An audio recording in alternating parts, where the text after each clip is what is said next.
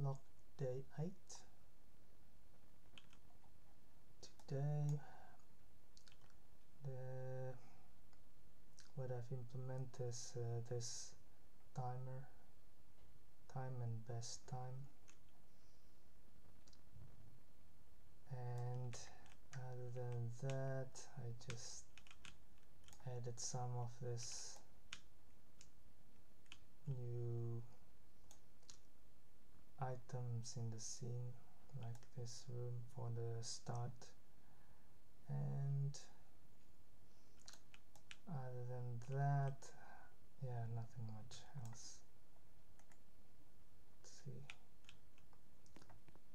Yeah, the timers basically just start when we pass that, and it will stop when we touch the other one. That's it for day 8.